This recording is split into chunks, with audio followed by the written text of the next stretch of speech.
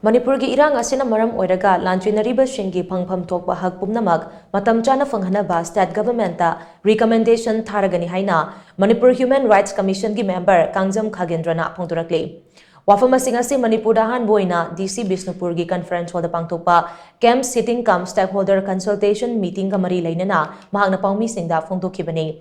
Kangjam Khagendrana chair lauraga pangthokiba mifam aduda Bisnupur district ki DC L Bikram IAS MHRC की member su oiriba investigation division की IG Mamata Wahengbam MHRC की secretary Rosita Haubam commission ahum की member amasong Bisnupur district के district level officers singna saru yakibaga loinana district asi की tongan ba mafam dahangba relief camp singdagi lakba inmate amasong relief camp की organizer singsu saru yaki mifam aduga mari leinana Khagendrana hai Lanjinariba singna thengnariba awarapa amade khudongchadaba sing yengshinduna makhoigi mathau taba sing phanghanabagi pandamda Manipur Human Rights Commission, Manipur State Commission for Women amade Manipur Commission for Protection of Child Rights na laukiba pirep amagi matung inna apunbagi mifam ase Manipur gi ihan hanboina Bisnupur district ta pangtokpane. Meeting asida lanjinariba singna mahai mashin amade haksel de yumpham moiraga makhoigi khudongchadaba kaya phongdorakpalei. Mahi machine gi lamase matam chana yengsil haudrabade tungi yumbi werakadaba mahiroi sing sotha hauduna tungi lambe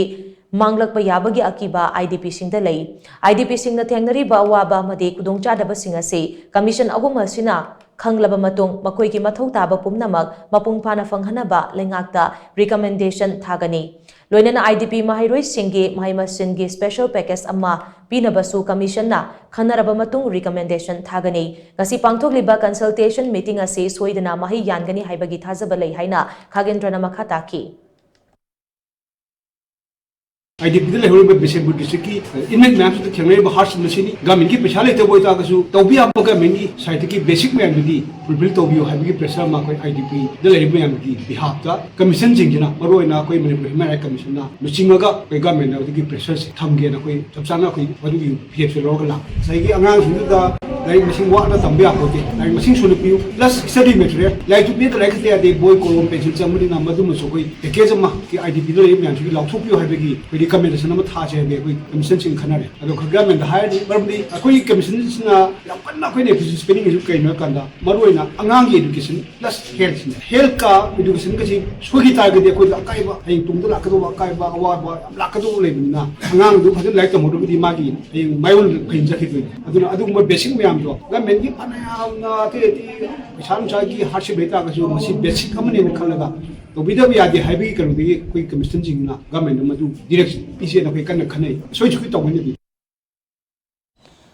Amaromda IDP singna ngasigi mifam aduda makoina thengnariba khudongchadaba sing pukhatkibagal iroinana tungi yumbi oirakadaba mahairoi singi mahai tamba amade hakselda henba mideng changnabagi apamba sing phongdoknaki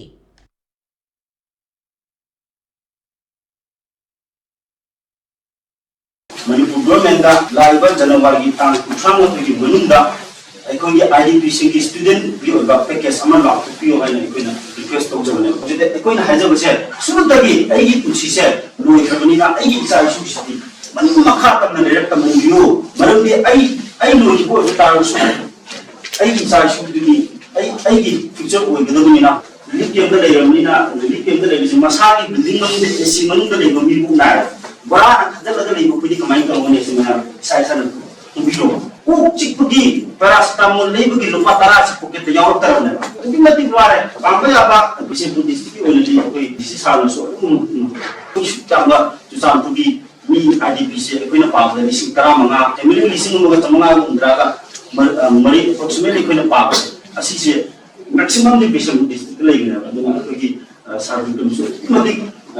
masa mai am sigi ani magi district ni yang negara ikut IDP yang negara habis masuk yang wajib on